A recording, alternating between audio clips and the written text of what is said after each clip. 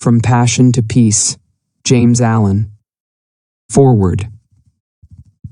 The first three parts of this book, passion, aspiration, and temptation, represent the common human life, with its passion, pathos, and tragedy.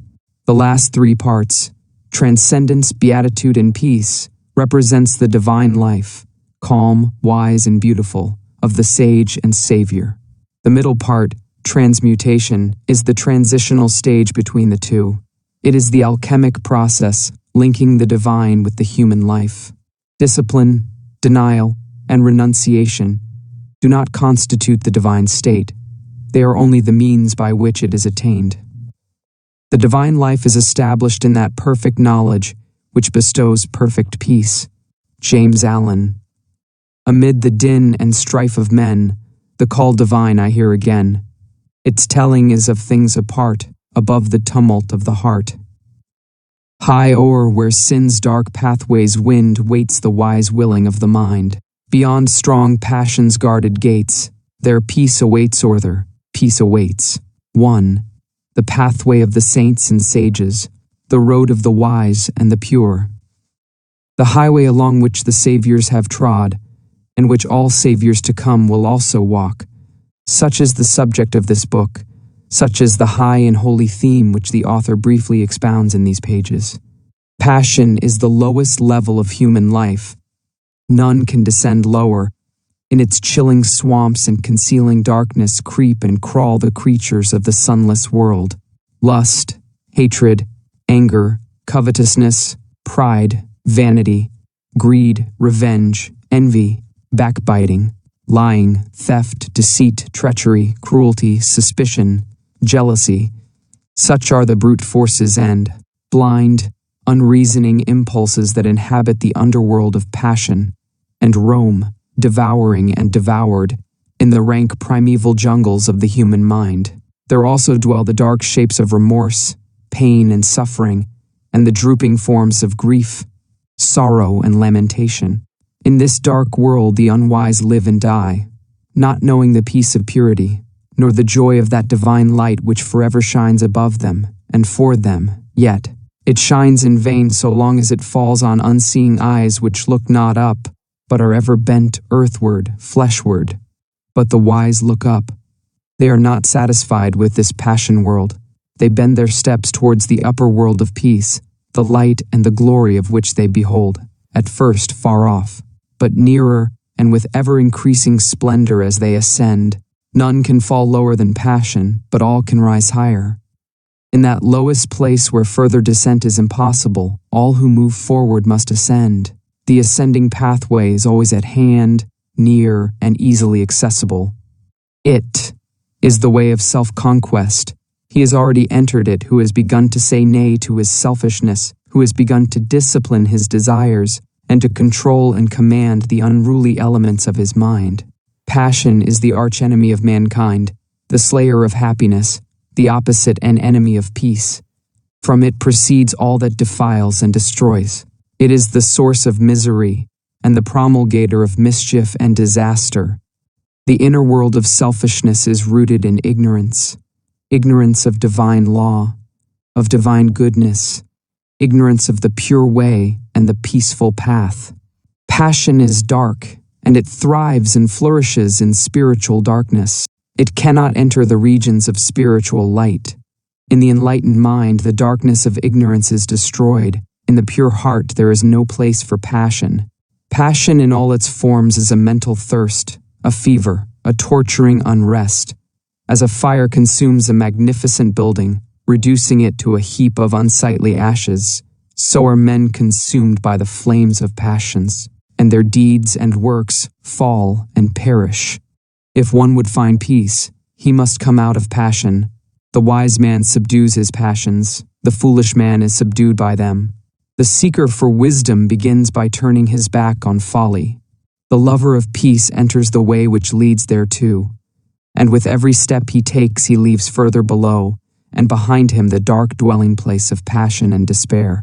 The first step towards the heights of wisdom and peace is to understand the darkness and misery of selfishness, and when that is understood, the overcoming of it, the coming out of it, will follow.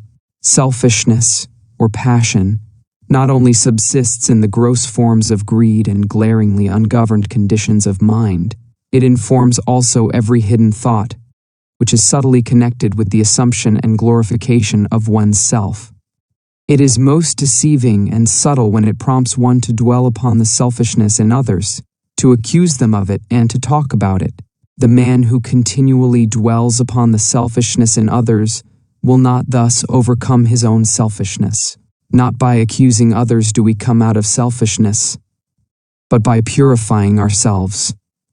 The way from passion to peace is not by hurling painful charges against others, but by overcoming oneself. By eagerly striving to subdue the selfishness of others, we remain passion-bound. By patiently overcoming our own selfishness, we ascend into freedom. Only he who has conquered himself can subdue others, and he subdues them, not by passion, but by love. The foolish man accuses others and justifies himself, but he who is becoming wise justifies others and accuses himself. The way from passion to peace is not in the outer world of people. It is in the inner world of thoughts. It does not consist in altering the deeds of others. It consists in perfecting one's own deeds. Frequently, the man of passion is most eager to put others right, but the man of wisdom puts himself right. If one is anxious to reform the world, let him begin by reforming himself. The reformation of self does not end with the elimination of the sensual elements only. That is its beginning. It ends only when every vain thought and selfish aim is overcome. Short of perfect purity and wisdom, there is still some form of self-slavery or folly which needs to be conquered. Passion is at the base of the structure of life. Peace is at its crown and summit. Without passion to begin with, there would be no power to work with, and no achievement to end with. Passion represents power, but power misdirected, power producing hurt instead of happiness.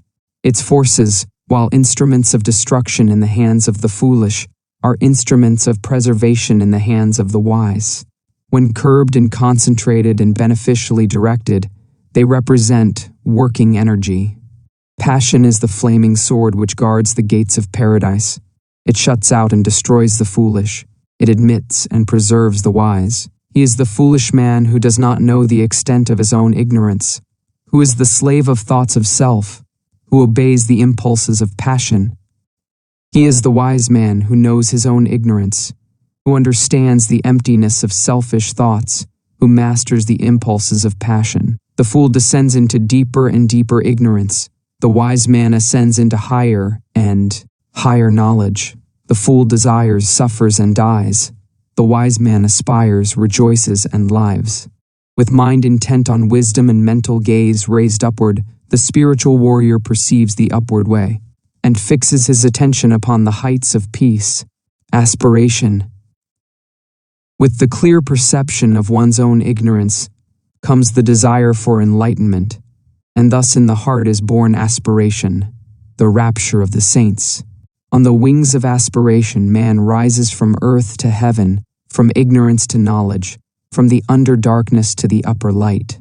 Without it, he remains a groveling animal, earthly, sensual, unenlightened, and uninspired.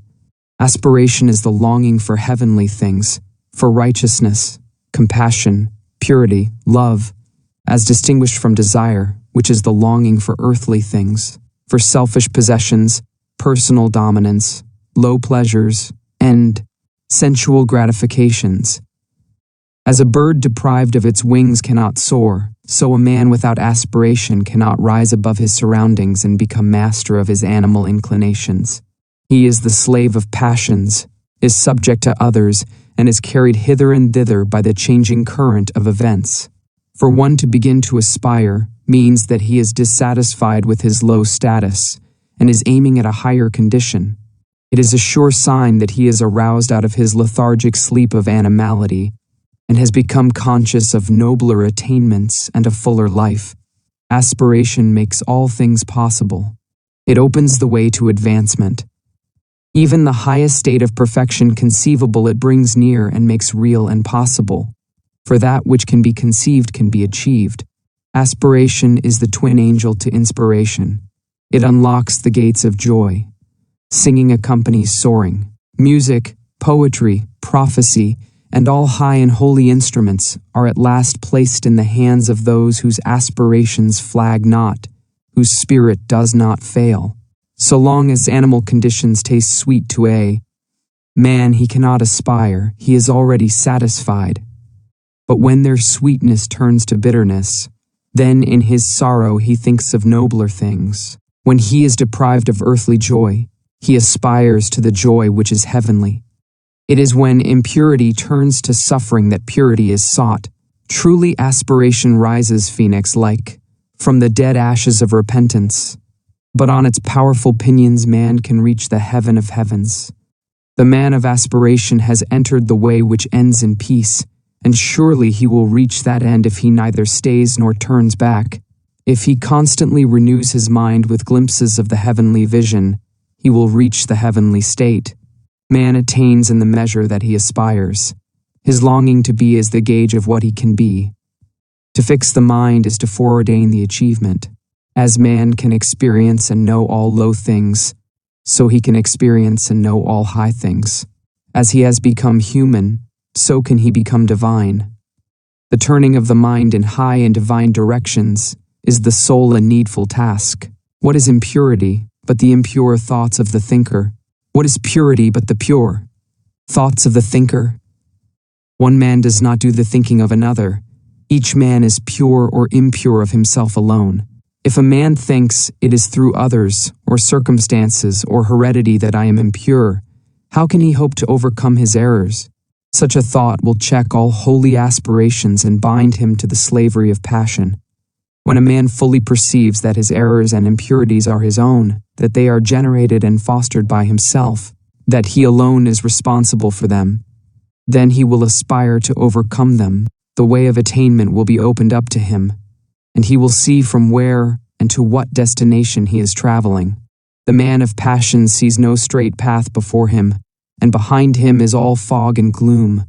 He seizes the pleasure of the moment and does not strive for understanding or think of wisdom. His way is confused, turbulent, and troubled, and his heart is far from peace. The man of aspiration sees before him the pathway up the heavenly heights, and behind him are the circuitous routes of passion up which he has hitherto blindly groped. Striving for understanding, and his mind set on wisdom, his way is clear, and his heart already experiences a foretaste of the final peace. Men of passion strive mightily to achieve little things, things which speedily perish, and in the place where they were, leave nothing to be remembered. Men of aspiration strive with equal might to achieve great things, things of virtue, of knowledge, of wisdom, which do not perish, but stand as monuments of inspiration for the uplifting of humankind. As the merchant achieves worldly success by persistent exertion, so the saint achieves spiritual success by aspiration and endeavor. One becomes a merchant, the other a saint, by the particular direction in which his mental energy is guided. When the rapture of aspiration touches the mind, it at once refines it, and the dross of its impurities begins to fall away. While aspiration holds the mind, no impurity can enter it. For the impure and the pure cannot at the same moment occupy the thought. But the effort of aspiration is at first spasmodic and short-lived. The mind falls back into its habitual error and must be constantly renewed. The lover of the pure life renews his mind daily with the invigorating glow of aspiration. He rises early and fortifies his mind with strong thoughts and strenuous endeavor. He knows that the mind is of such a nature that it cannot remain for a moment unoccupied, and that if it is not held and guided by high thoughts and pure aspirations, it will assuredly be enslaved and misguided by low thoughts and base desires. Aspiration can be fed, fostered, and strengthened by daily habit, just as is desire. It can be sought and admitted into the mind as a divine guide, or it can be neglected and shut out. To retire for a short time each day to some quiet spot, preferably in the open air, and there call up the energies of the mind in surging waves of holy rapture, is to prepare the mind for great spiritual victories and destinies of divine import. For such a rapture is the preparation for wisdom and the prelude to peace. Before the mind can contemplate pure things, it must be lifted up to them. It must rise above impure things, and aspiration is the instrument by which this is accomplished. By its aid, the mind soars swiftly and surely into heavenly places and begins to experience divine things. It begins to accumulate wisdom and to learn to guide itself by an ever-increasing measure of the divine light of pure knowledge. To thirst for righteousness, to hunger for the pure life, to rise in holy rapture on the wings of angelic aspiration. This is the right road to wisdom. This is the right striving for peace. This is the right beginning of the way divine. Temptation. Aspiration can carry a man into heaven, but to remain there, he must learn to conform his entire mind to the heavenly conditions. To this end, temptation works. Temptation is the reversion in thought from purity to passion. It is going back from aspiration to desire. It threatens aspiration until the point is reached where desire is quenched in the waters of pure knowledge and calm thought. In the early stages of aspiration, temptation is subtle and powerful, and is regarded as an enemy, but it is only an enemy in the sense that the one tempted is his own enemy. In the sense that it is the revealer of weakness and impurity, it is a friend, a necessary factor in spiritual training. It is indeed an accompaniment of the effort to overcome evil and apprehend good. To be successfully conquered, the evil in a man must come to the surface and present itself, and it is in temptation that the evil hidden in the heart stands revealed and exposed. That which temptation appeals to and arouses is unconquered desire, and temptation will again and again assail a man until he has lifted himself above the lusting impulses. Temptation is an appeal to the impure. That which is pure cannot be subject to temptation. Temptation waylays the man of aspiration until he touches the region of the divine consciousness, and beyond that, border temptation cannot follow him. It is when a man begins to aspire that he begins to be tempted. Aspiration rouses up all the latent good and evil, in order that the man may be fully revealed to himself, for a man cannot overcome himself unless he fully knows himself. It can scarcely be said of the merely animal man that he is tempted, for the very presence of temptation means that there is a striving for a purer state. Animal desire and gratification is the normal condition of the man who has not yet risen into aspiration. He wishes for nothing more, nothing better than his sensual enjoyments, and is, for the present, satisfied. Such a man cannot be tempted to fall, for he has not yet risen. The presence of aspiration signifies that a man has taken one step, at least, upward, and is therefore capable of being drawn back. This backward attraction is called temptation. The allurements of temptation subsist in the impure thoughts and downward desires of the heart. The object of temptation is powerless to attract when the heart no longer lusts for it. The stronghold of temptation is within a man, not without. And until a man realizes this, the period of temptation will be prolonged, while a man continues to run away from outward objects, under the delusion that temptation subsists entirely in them, and does not attack and purge away his impure imaginings. His temptations will increase, and his falls will be many and grievous. When a man clearly perceives that the evil is within and not without, then his progress will be rapid, his temptations will decrease, and the final overcoming of all temptation will be well within the range of his spiritual vision. Temptation is torment. It is not an abiding condition, but is a passage from a lower condition to a higher. The fullness and perfection of life is bliss, not torment. Temptation accompanies weakness and defeat, but a man is destined for strength and victory. The presence of torment is the signal to rise and conquer. The man of persistent and ever-renewed aspiration does not allow himself to think that temptation cannot be overcome. He is determined to be master of himself. Resignation to evil is an acknowledgement of defeat. It signifies that the battle against self is abandoned, that good is denied, that evil is made supreme. As the energetic man of business is not daunted by difficulties but studies how to overcome them, so the man of ceaseless aspiration is not crushed into submission by temptations, but meditates how he may fortify his mind. For the tempter is like a coward, he only creeps in at weak and unguarded points. The tempted one should study thoughtfully the nature and meaning of temptation, for until it is known it cannot be overcome, a wise general, before attacking the opposing force, studies the tactics of his enemy.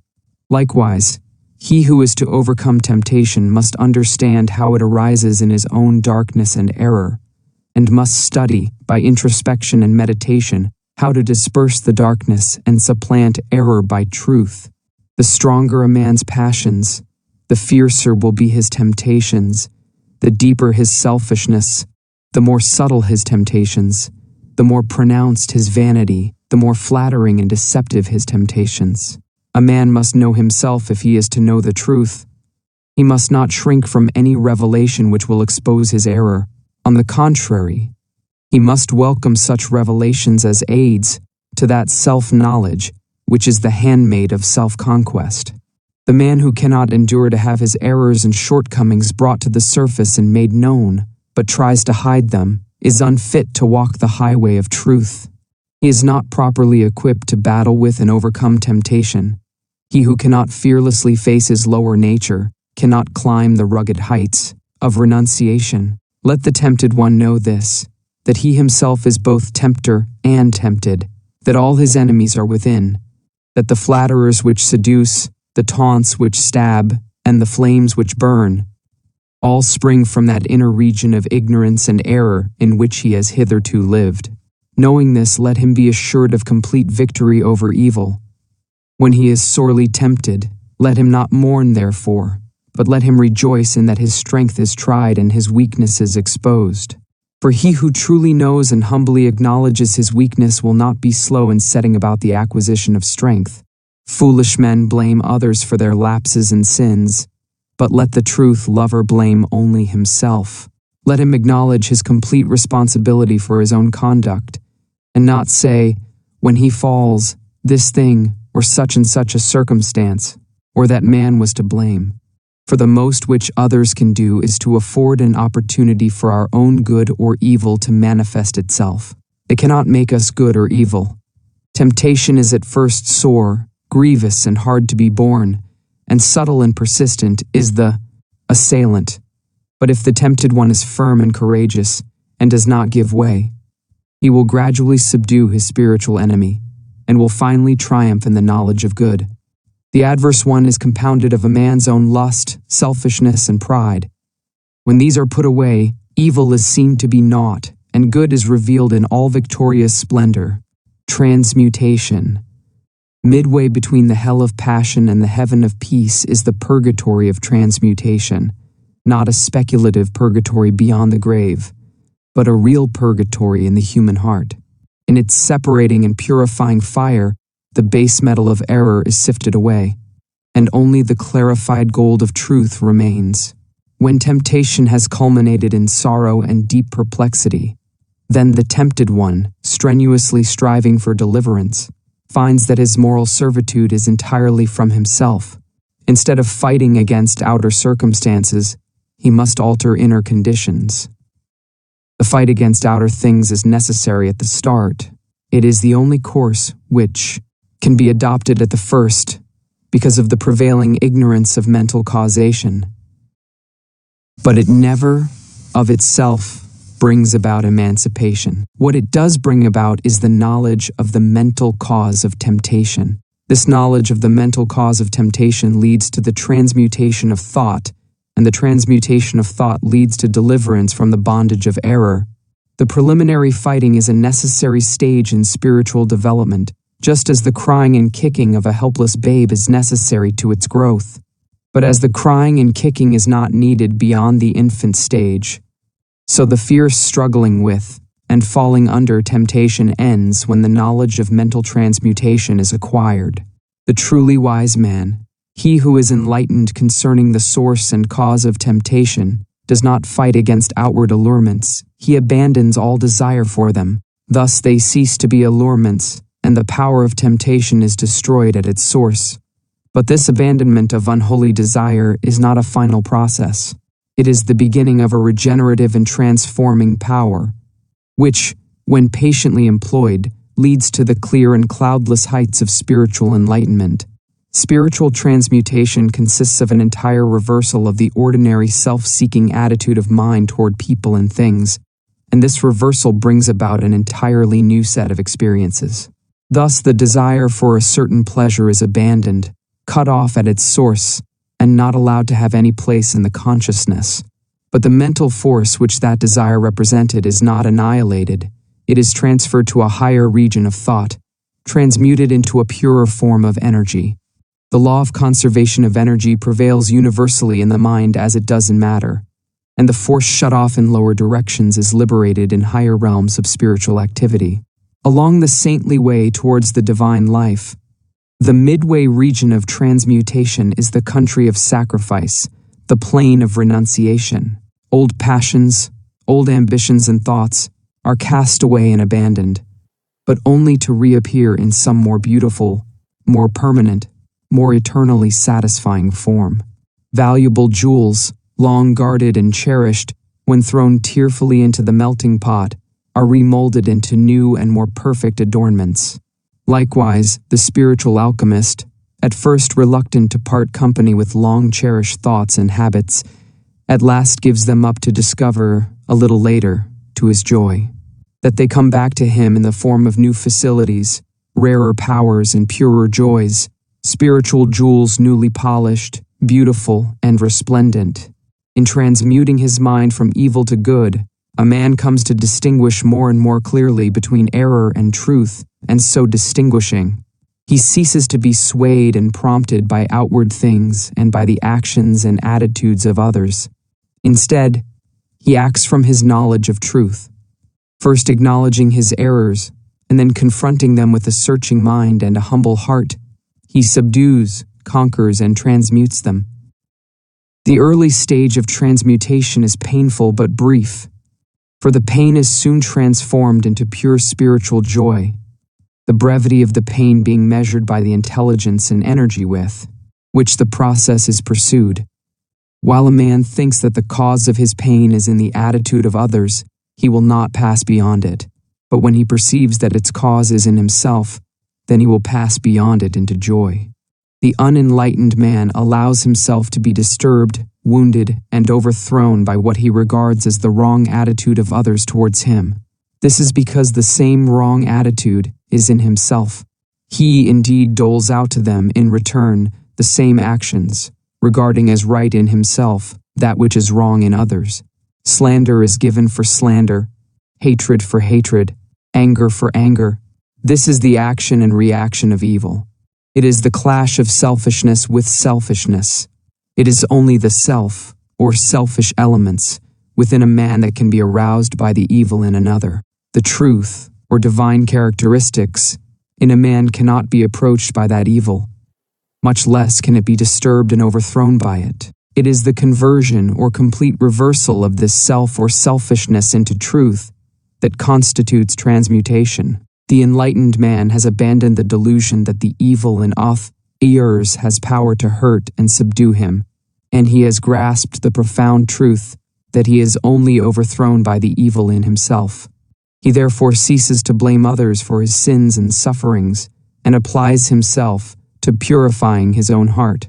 In this reversal of his mental attitude, he transmutes the lower selfish forces into the higher moral attributes. The base ore of error is cast into the fire of sacrifice, and there comes forth the pure gold of truth. Such a man stands firm and unmoved when assailed by outward things. He is self's master, not its slave. He has ceased to identify himself with the impulses of passion and has identified himself with truth. He has overcome evil and has become merged in good. He knows both error and truth and has abandoned error and brought himself into harmony with truth. He returns good for evil.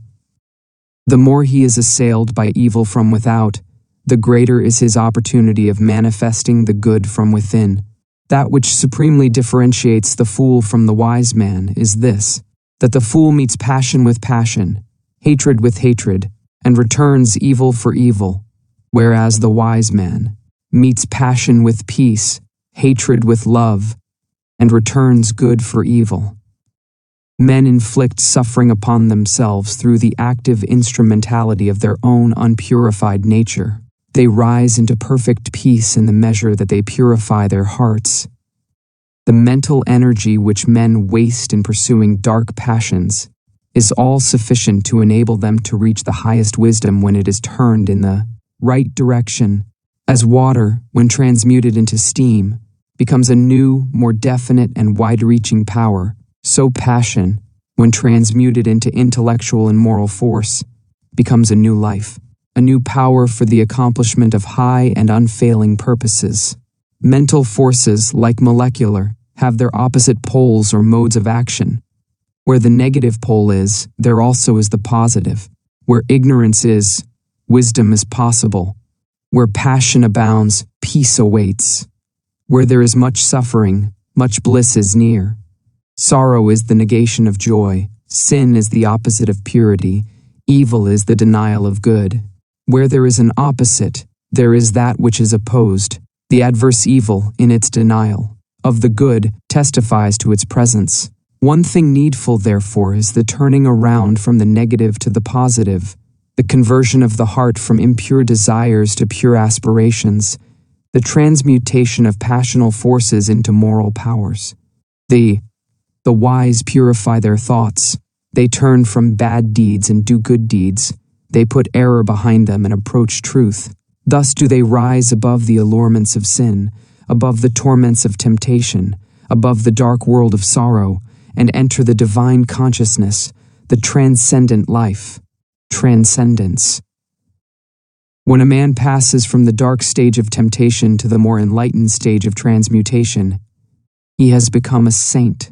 A saint is one who perceives the need for self-purification, who understands the way of self-purification, and who has entered that way and is engaged in perfecting himself. But there comes a time in the process of transmutation when, with the decrease of evil and the accumulation of good, there dawns in the mind a new vision, a new consciousness, a new man. When this is reached, the saint has become a sage. He has passed from the human life to the divine life. He is born again, and there begins for him a new round of experiences. He wields a new power. A new universe opens out before his spiritual gaze. This is the stage of transcendence. This I call the transcendent life.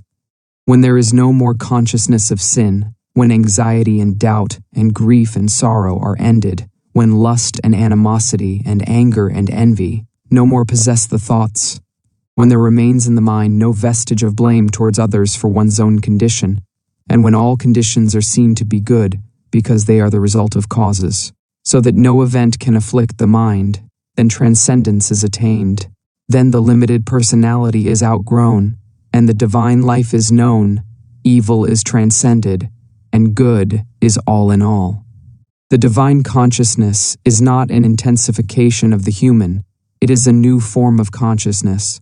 It springs from the old, but it is not a continuance of it.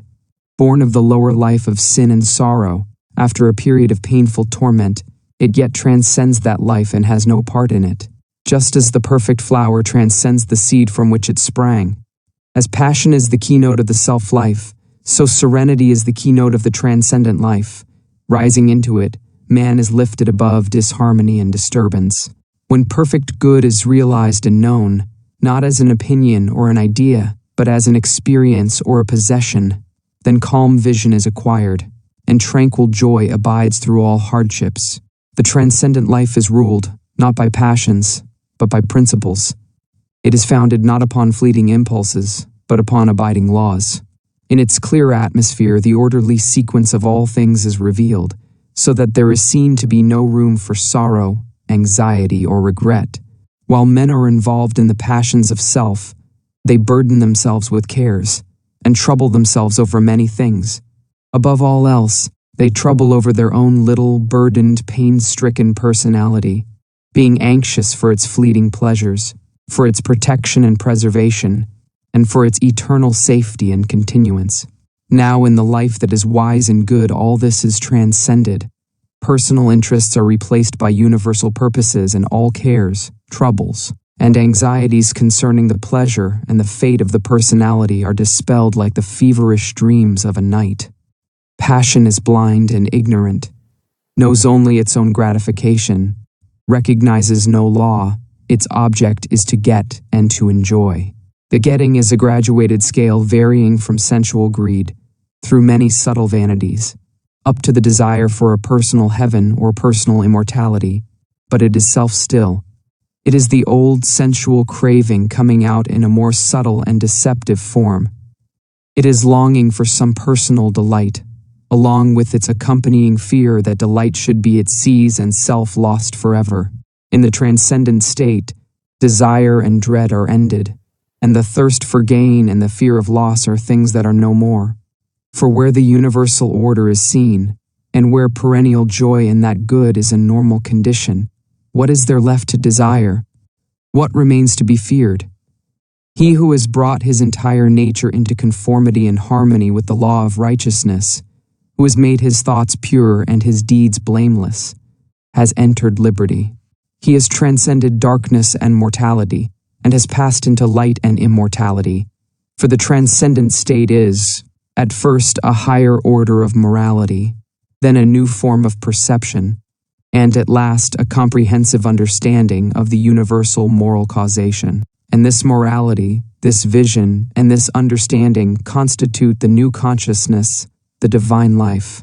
The transcendent man is he who is above and beyond the dominion of self. He has transcended evil and lives in the practice and knowledge of good. He is like a man who, having long looked upon the world with darkened eyes, is now restored to sight and sees things as they are. Evil is an experience and not a power. If it were an independent power in the universe, it could not be transcended by any being. But though not real as a power, it is real as a condition and an experience, for all experience is of the nature of reality. It is a state of ignorance, of undevelopment, and as such it recedes and disappears before the light of knowledge. As the intellectual ignorance of a child vanishes before the gradually accumulating learning, or as darkness dissolves before the rising light, the painful experiences of evil pass away as the new experiences of good enter into and possess the field of consciousness. And what are the new experiences of good? They are many and beautiful, such as the joyful knowledge of the freedom from sin.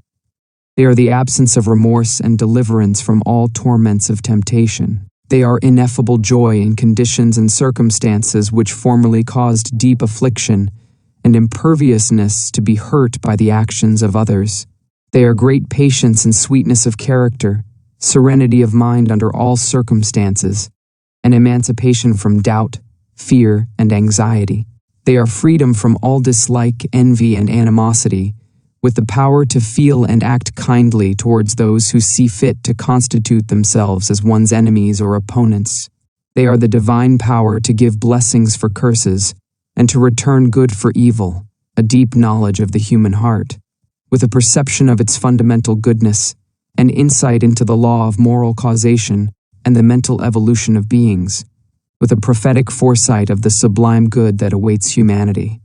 Above all, they are a glad rejoicing in the limitation and impotency of evil, and in the eternal supremacy and power of good. All these, and the calm, strong, far-reaching life that these imply and contain, are the rich experiences of the transcendent man, along with all the new and varied resources, the vast powers, the quickened abilities, and enlarged capacities that spring to life in the new consciousness. Transcendence is surpassing virtue, and good cannot dwell together. Evil must be abandoned, left behind and transcended before good is grasped and known. When good is practiced and fully comprehended, then all the afflictions of the mind are at an end. For that which is accompanied with pain and sorrow in the consciousness of evil is not so accompanied in the consciousness of good, evil. Whatsoever happens to the good man cannot cause him perplexity or sorrow, for he knows its cause and issue, knows the good which it is ordained to accomplish in himself, and so his mind remains happy and serene. Though the body of the good man may be bound, his mind is free. Though it be wounded and in pain, joy and peace abide within his heart. A spiritual teacher had a pupil who was apt and earnest. After several years of learning and practice, the pupil one day offered a question for discussion which his master could not answer. After days of deep meditation, the master said to his pupil, "I cannot answer the question which you have asked. Have you any solution to offer?" Whereupon the pupil formulated a reply to the question which he had propounded. The master then said to him, "You have answered that which I could not, and henceforth neither I nor any man can instruct you, for now you are indeed instructed by truth. You have soared, like the kingly eagle, where no man can follow. Your work is now to instruct others. You are no longer the pupil. You have become the master." In looking back on the self-life which he has transcended, the divinely enlightened man sees all the afflictions of that life as though his schoolmasters were teaching and leading him upward. And in the measure that he penetrated their meaning and lifted himself above them, they departed from him. Their mission to teach him having ended, they left him the triumphant master of the field. For the lower cannot teach the higher, ignorance cannot instruct wisdom, evil cannot enlighten good, nor can the pupil set lessons for the master. That which is transcended cannot reach up to that which transcends. Evil can only teach in its own sphere, where it is regarded as master. In the sphere of good it has no place and no authority. The strong traveler on the highway of truth knows no such thing as resignation to evil. He knows only obedience to good. He who submits to evil, saying, "Sin cannot be overcome, and evil must be borne," thereby acknowledges that evil is his master. It is not his master to instruct him, but to bind and oppress him. The lover of good cannot also be a lover of evil, nor can he, for one moment, admit its ascendancy. He elevates and glorifies good, not evil. He loves light, not darkness. When a man makes truth his master, he abandons error. As he transcends error, he becomes more like his master, until at last he becomes one with truth, teaching it, as a master, by his actions and reflecting it in his life. Transcendence is not an abnormal condition, it belongs to the orderly process of evolution. Though as yet few have reached it, all will come into it in the course of the ages, and he who ascends into it sins no more, sorrows no more, and is no more troubled. Good are his thoughts, good are his actions, and the good is the tranquil tenor of his way. He has conquered self, and has submitted to truth. He has mastered evil, and has comprehended good. Henceforth neither men nor books can instruct him, for he is instructed by the supreme good, the spirit of truth, beatitude. When divine good is practiced, life is bliss. Bliss is the normal condition of the good man. Those outer assaults, harassments, and persecutions which bring such sufferings to others only serve to heighten his happiness, for they cause the deep fountain of good within him to well up high greater abundance. To have transcendent virtue is to enjoy transcendent happiness. The beatific blessedness which Jesus holds out is promised to those having the heavenly virtues, to the merciful, the pure in heart, the peacemakers, and so on. The higher virtue does not merely and only lead to happiness, it is happiness. It is impossible for a man of transcendent virtue to be unhappy. The cause of unhappiness must be sought and found in the self-loving elements, and not in the self-sacrificing qualities. A man may have virtue and be unhappy, but not so if he has divine virtue. Human virtue is mingled with self, and therefore with sorrow. But from divine virtue every taint of self has been purged away, and with it every vestige of misery. One comparison will suffice to illustrate this. A man may have the courage of a lion in attack and self-defense, but he will not thereby be rendered supremely happy. However, he whose courage is that of the divine kind, which enables him to transcend both attack and defense, and to remain mild, serene, and lovable under attack, such a man will thereby be rendered supremely happy. Moreover, his assailant will be rendered more happy, in that a more powerful good will overcome and cast out the fierce and unhappy evil of the other. The acquisition of human virtue is a great step towards truth, but the divine way transcends it. Truth lies upward and beyond. Doing good in order to gain a personal heaven or personal immortality is human virtue, but it is not unmixed with self, and not emancipated from sorrow. In the transcendent virtues all is good, and good is all, and there is no personal or ulterior aim. Human virtue is imperfect, it is mixed with the baser, selfish elements, and needs to be transmuted. Divine virtue is unblemished and pure, it is complete and perfect in itself. And what are the transcendent virtues that embody all happiness and joy? They are impartiality, the seeing so deeply into the human heart and into human actions that it becomes impossible to take sides with one man or one party against the other, and therefore the power to be perfectly just. Unlimited kindness towards all men, women, and all creatures, whether enemies or friends. Perfect patience at all times, in all circumstances, and under the severest trials. Profound humility, the total surrender of self, the judging of one's own actions as though they were the actions of another, stainless purity of mind and deed. Freedom from all evil thoughts and impure imaginings. Unbroken calmness of mind, even in the midst of outward strife, or surrounded by the turmoil of many hardships and difficulties. Abiding goodness of heart, impervious to evil, returning good for evil. Compassion, deep pity for all creatures and beings in their sufferings. Shielding the weak and helpless and protecting, out of pity, even one's enemies from injury and slander. Abounding love toward all living things, rejoicing with the happy and successful, and sympathizing with the sorrowing and defeated. Perfect peace toward all things, at peace with all the world. Reconciliation to the divine order of the being a profound universe. Such are the virtues that transcend both vice and virtue. They include all that virtue embodies, while going beyond it into divine truth.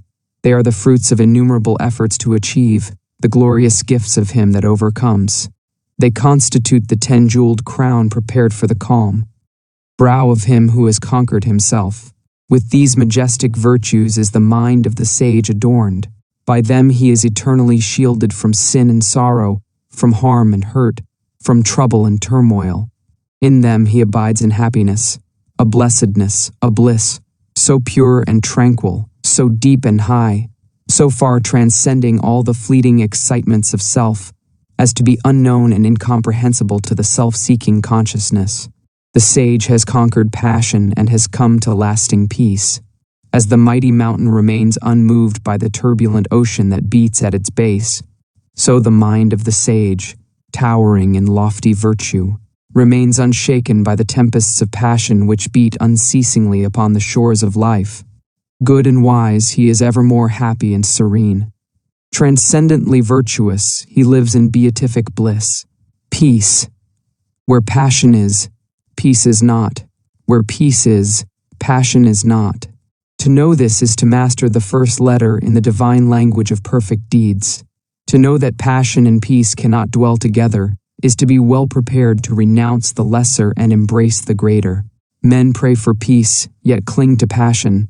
They foster strife, yet pray for heavenly rest. This is ignorance, profound spiritual ignorance. It is not to know the first letter in the alphabet of things divine.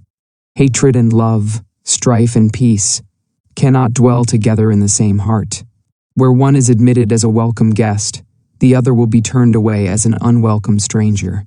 He who despises another will be despised by others. He who opposes his fellow man will himself be resisted. He should not be surprised and mourn that men are divided. He should know that he is propagating strife. He should understand his lack of peace. He is brave who conquers another, but he who conquers himself is supremely noble. He who is victorious over another may in turn be defeated, but he who overcomes himself will never be subdued. By the way of self-conquest is perfect peace achieved. Man cannot understand it, cannot approach it, until he sees the supreme necessity of turning away from the fierce fighting of things without and entering the noble warfare against evils within. He who has realized that the enemy of the world is within and not without, that his own ungoverned thoughts are the source of confusion and strife, that his own unchastened desires are the violators of his peace, and of the peace of the world. Such a man is already on the saintly way. If a man has conquered lust and anger, hatred and pride, selfishness and greed, he has conquered the world. He has slain the enemies of peace, and peace remains with him. Peace does not fight, is not partisan, has no blatant voice. The triumph of peace is an unassailable silence. He who is overcome by force is not thereby overcome in his heart. He may be a greater enemy than before. But he who is overcome by the spirit of peace is thereby changed at heart. He that was an enemy has become a friend. Force and strife work upon the passions and fears, but love and peace reach and reform the heart. The pure-hearted and wise have peace in their hearts. It enters into their actions. They apply it in their lives. It is more powerful than strife. It conquers where force would fail. Its wings shield the righteous. Under its protection, the harmless are not harmed. It affords a secure shelter from the heat of selfish struggle. It is a refuge for the defeated, a tent for the lost, and a temple for the pure.